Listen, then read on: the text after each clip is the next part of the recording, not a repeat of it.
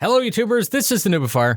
Today is the 26th of November 2022, day 9 of the IAE, and it's basically the last day of the show. I suppose you can say best of show is still a thing, and that is Sunday, but this should be the final video covering the event, unless I get saucy. Remember that at the end, everything goes on sale for an additional 2 days between the 28th and the 30th. They may be adding all of the past Warbond CCUs during this time, but that is just speculation that is not confirmed. We begin with the show. IAE is an in-game convention where you can free fly and test the usable ships from the day's manufacturer, and along with the convention, it's a push to sell ships so you are able to acquire the perfect edition. Today is RSI, named after the man himself. Flight-ready RSI ships are available to test, and most ships will be available to buy either as a standalone ship, a CCU from another ship, or as I said, a Warbond CCU for chaining. The Galaxy is also releasing today, so I will push to get as much information about that ship as soon as possible, so don't freak out. It's a concept ship, so there's no need to blindly buy it as soon as it comes out. It will be available for several weeks, and I expect it to be expensive. And more importantly, I don't expect to see it in the universe for many years, especially because it's listed as being modular. So again, no shade, just pointing out that there's no FOMO.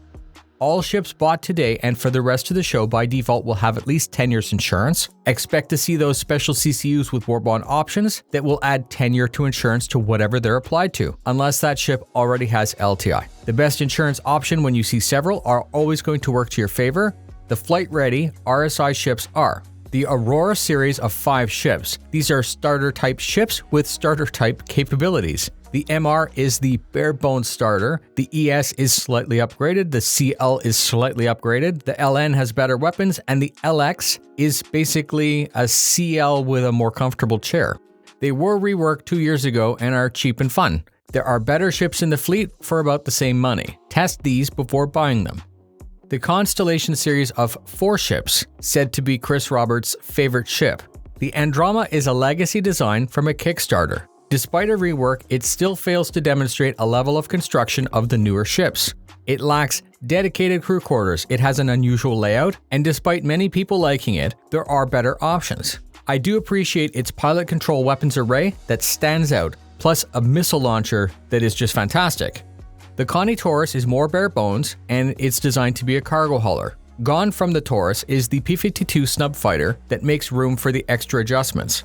The Aquila is the long-range explorer. It's more expensive. You gain a snub fighter, you gain a rover, and you gain a better flight deck view. There's also the Phoenix, which will be sold in 3 waves. It's a limited haul with luxury on its brain. A pool, a piano, a bar, big windows, a perfect ship for the planned VIP mechanics when they're released. And just a side note, a little piece of information for those who watch starcitizen live. Jared's new set, The Only Constant, is actually based off the interior of the Connie Phoenix. Nice big windows, a cool bar, all of it.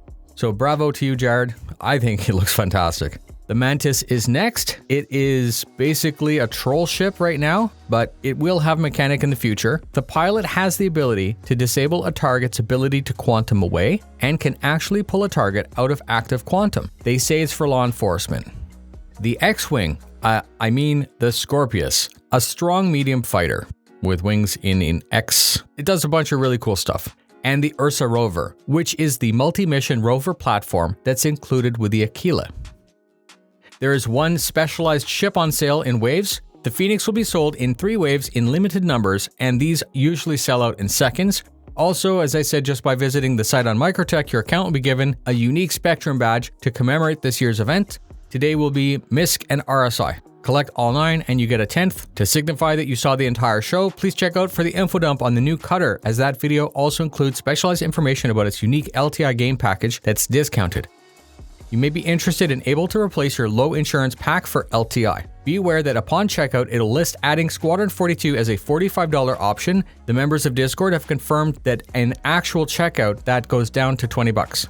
So, Cutter LTI Game Pack Warbond with Squadron 42 is still $65, which is the original price. You will need to spend new money on this trade, however, if you're planning to shuffle some fleet around anyways, having store credit should not be an inconvenience.